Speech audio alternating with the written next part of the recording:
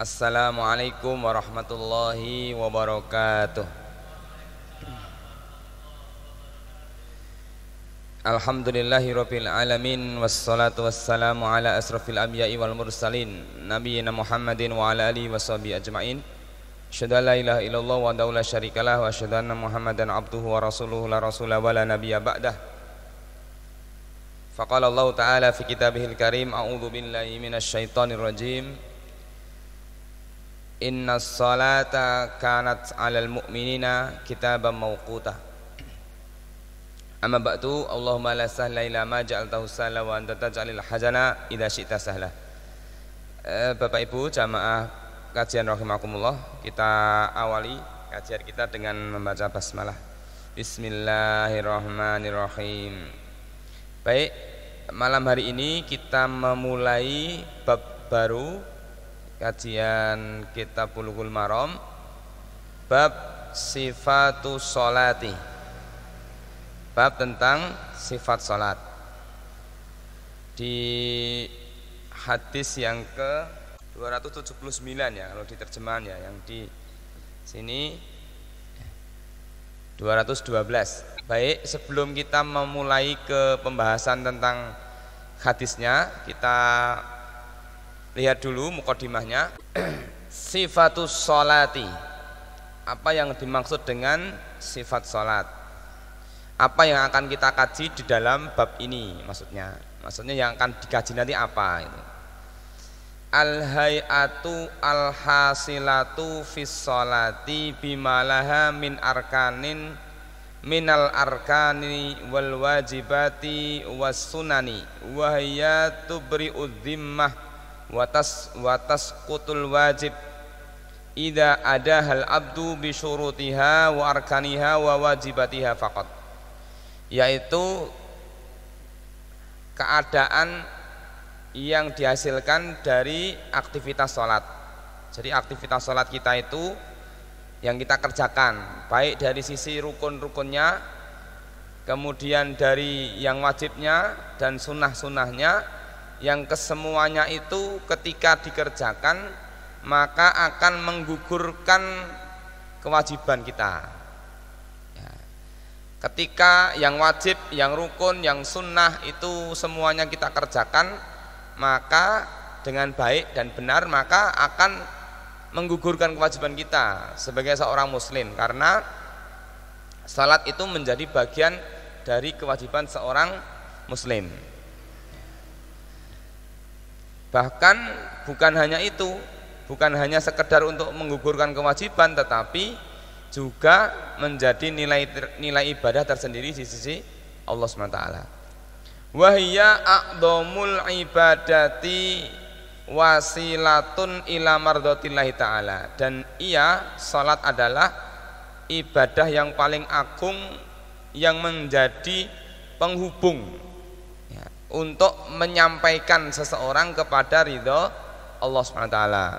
Dalam kajian beberapa waktu yang dulu kita sudah pernah menyinggung tentang istimewanya ibadah sholat. Kenapa sholat menjadi ibadah yang istimewa di sisi Allah, sudah kita bahas.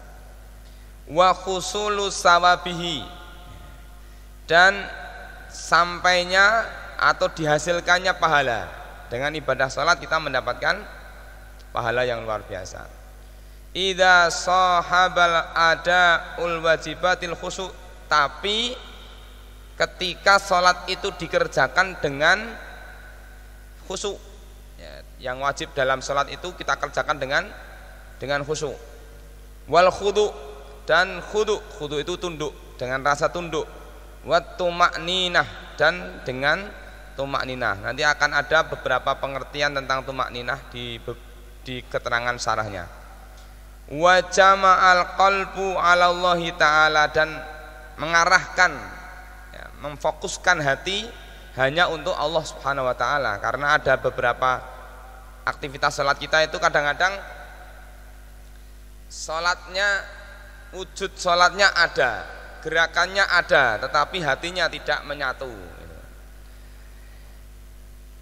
Kemudian bi khaitsu yu'addiha bihalil muraqabati lillahi ta'ala, ketika sholat itu dikerjakan, dilaksanakan atau ditunaikan dalam rangka untuk al-muraqabatu lillah, yaitu dalam rangka mendekatkan diri kepada Allah Subhanahu wa taala.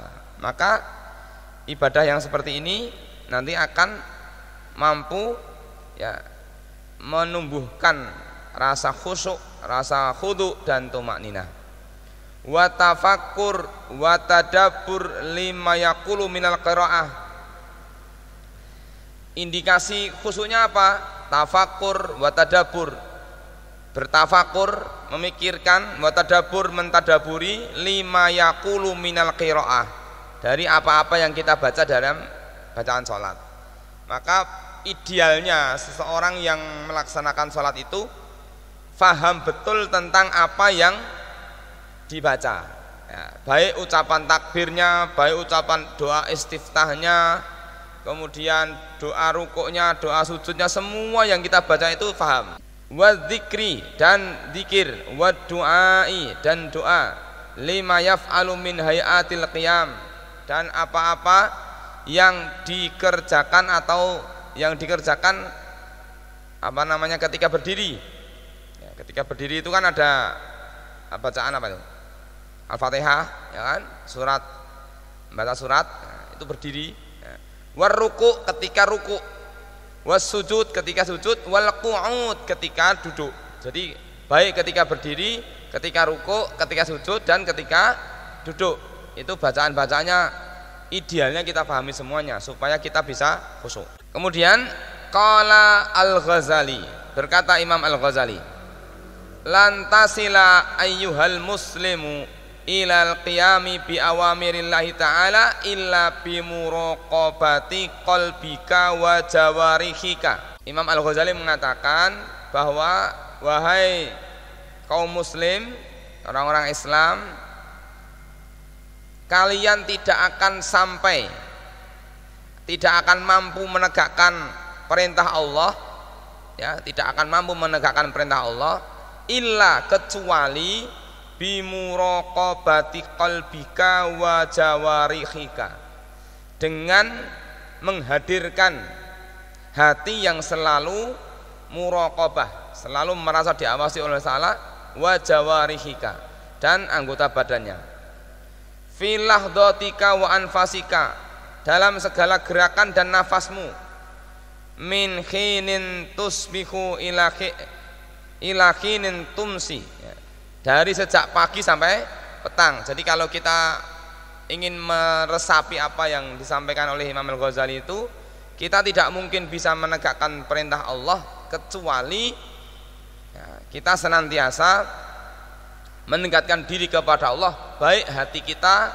ataupun anggota badan kita, baik gerakan kita maupun nafas kita, sejak pagi sampai sore. Fa'lam, maka ketahuilah, annallaha mutalli'un ala dhamirika, ketahuilah bahwa sesungguhnya Allah mengawasi terhadap gerakan kita, aktivitas kita.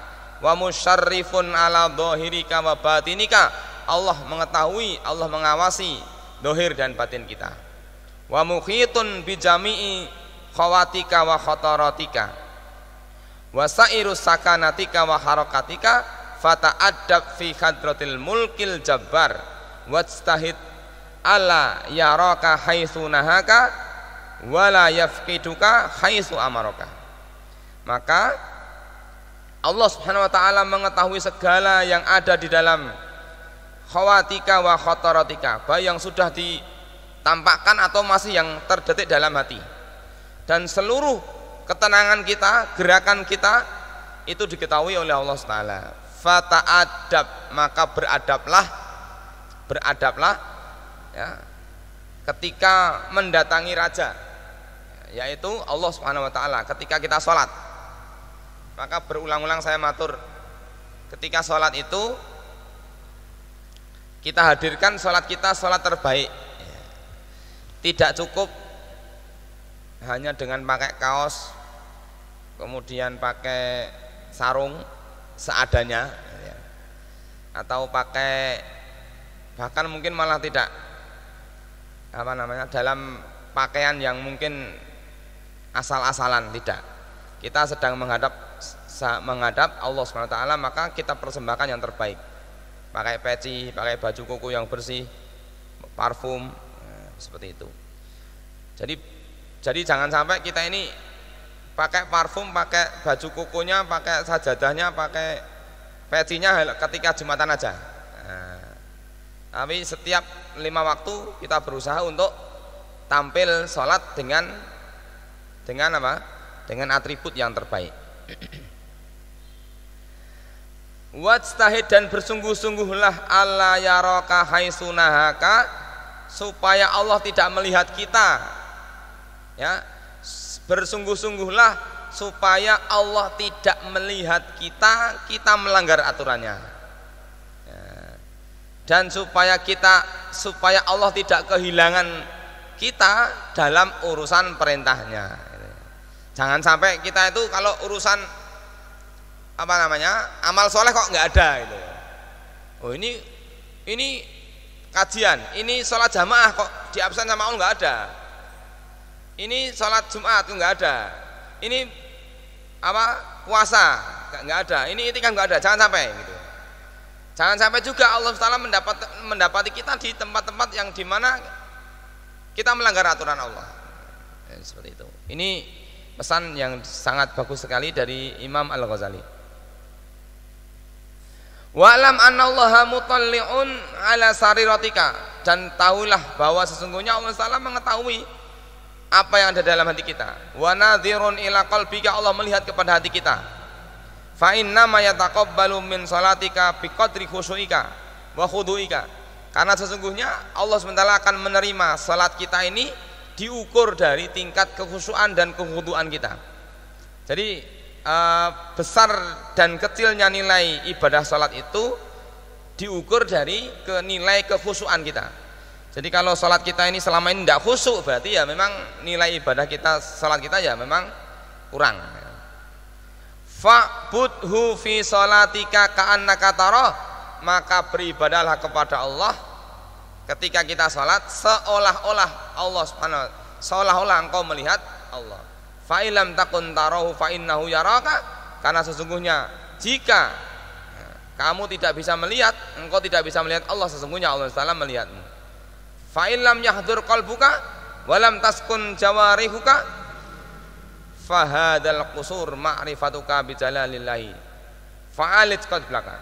Kalau kamu tidak bisa menghadirkan hatimu, tidak bisa menenangkan anggota badanmu, maka ini tanda-tanda supaya kita mengobati hati kita.